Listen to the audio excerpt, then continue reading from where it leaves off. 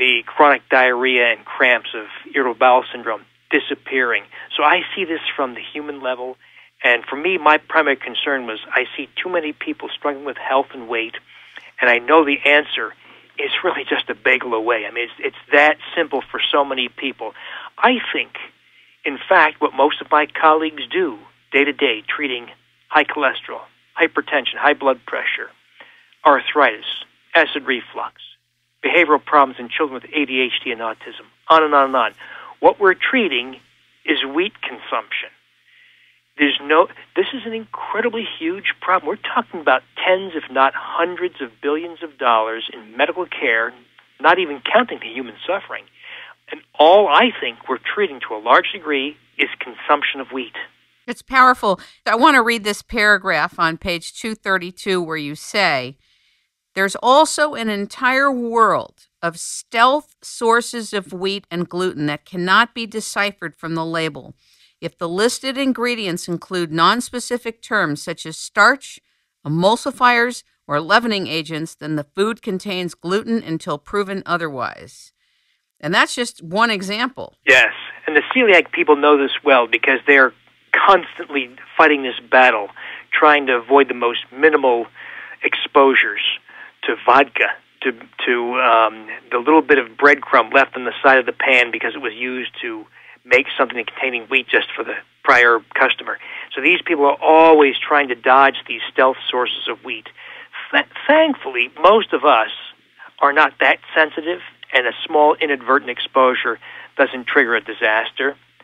But I've had my share of disasters, and most of us have. But you're right. Wheat is hidden in everything. This is why, and you got to ask why. Why is it so ubiquitous in processed foods? I think it's not an accident. I think it's on purpose. I think you're right. This is an extremely sophisticated industry. Extremely, both on the marketing side and the genetic side. Absolutely. If you're making $120 billion a year in revenues, one company at a time, you can pay some darn smart food scientists who can figure things out for you. And I don't think this is an accident. I think this was figured out 20 years ago. But no one's, a fundamental question always in these kinds of things is, when did they know what they know? When did the tobacco industry know that smoking was bad for lungs and vascular health and caused cancer? Well, as you know, they concealed that for many decades. They knew about it way before it was made public. I think something similar is going on here.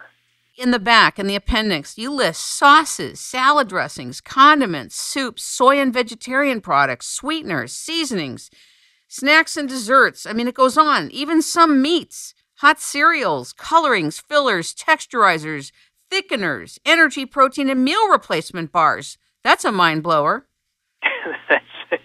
It is true. It's not just fast food. It's not the obvious breakfast cereals, which I know are terrible for most people. Even cheese. Now I'm getting upset.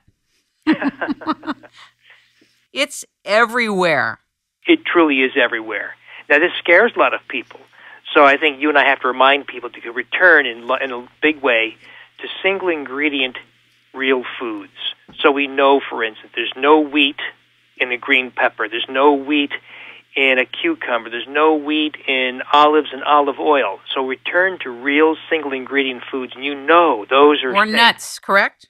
Pardon me? Any type of nuts, almonds or walnuts. Yeah, a lot of us rely to a great degree on nuts and nut meals. So the 2 pieces of raspberry cheesecake I had this morning for breakfast, the crust was made with ground pecans. And it was delicious. I added some cocoa flour, some cocoa powder, and it was quite good, and an egg. So we rely to a great degree on nuts and ground nuts. This is difficult for the people with nut allergies. It is definitely a lot tougher for them. They have to be much more selective in how they recreate these foods. But yes, we use a lot of nuts. You've had a lot of successes with people, but I also went on your blog, and I thought it was neat that you put that somebody said, I eliminated wheat and I didn't lose weight. And then you wrote a whole blog post about it. You want to share that? Even though most people will lose a ton of weight, every now and then somebody doesn't lose weight. Respond to that. Yeah, good point. So it's not as if eliminating wheat solves all problems. And one of the problems it does not solve, for instance, is thyroid disorders. Thyroid disorders, Kim, you likely know are out of control. I see probably 25 to 30% of the people who come to my office have diagnosable thyroid disorders. So it's not a rare thing. So you could cut the wheat out, you might lose your tummy, lose about 5 pounds, and it comes to a halt. And then you examine the thyroid, and these people often have thyroid problems. Now, here's the problem. We have the conventional medical world who likes to dodge dealing with thyroid problems until it's flagrant or obvious.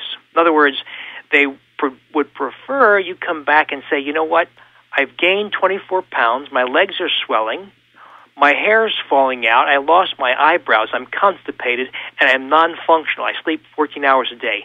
Then they'll decide that maybe it's time to treat your thyroid. Well, I don't think we should wait till that happens, which is what happens in advanced stages of hypothyroidism. There's plenty of people walking around with lesser grades of thyroid dysfunction that can impair weight loss. It also messes up your cholesterol values. It makes your blood sugar higher. It makes your blood pressure higher. So this has implications across multiple facets of health. And it's easy as heck to correct. A lot of thyroid deficiency is caused by iodine deficiency. Now, you're on the West Coast, but I'm in the Midwest, where iodine deficiency is coming back in full force, just like the first half of the 20th century, because we've been told to cut the salt in our diet. That was how we were all getting iodine. So I'm seeing goiters even, these big, gross, overgrown thyroids from iodine lack. There's also the added problem of exposures to multiple compounds that block thyroid, but block specifically the T3 thyroid hormone, which is very common. So perhaps I'm exposed to perchlorates. This is the residue of synthetic fertilizers in my produce that I didn't rinse well enough. Or how about polyfluorooctanoic acid? That's the stuff in nonstick cookware that blocks my thyroid. And I can go on and on. There are multiple compounds. It might be the herbicide your next-door neighbor spreads on his lawn or the pesticides. These things block thyroid function. So someone goes wheat-free, they lose a few pounds, and it comes to a halt. Always think thyroid. Another problem is overconsumption of carbohydrates, because what if you lost 40% of your pancreatic function because you've been eating a low-fat, high-carbohydrate diet for the last 40 years? You cut out wheat, you get a partial response, but you're overconsuming cornmeal, corn starch, sugars, and other goodies. You could booby trap. You could booby trap a wheat-free effort. As powerful as going wheat-free is, you could actually stall it by overconsuming junk foods. So some people really need to focus on cutting overall carbohydrates as well, particularly if you have a pre-diabetic or diabetic tendency. So there's really not a one-size-fits-all approach in this. In other words, a 23-year-old slender marathon-running female who's premenopausal is going to have a different tolerance to carbohydrates in wheat, say, than a 298-pound 50-year-old male who's diabetic. Those are two different people with two different levels of sensitivity. Absolutely. And I was going to say, I'm on bioidentical hormones and I'm on thyroid.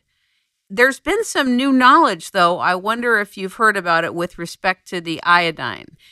It has been found that Hashimoto's patients do have to watch the amount of iodine that they get. So, that 12.5 iodoral that people are taking now to get rid of the perchlorates and pesticides and to up-level their iodine.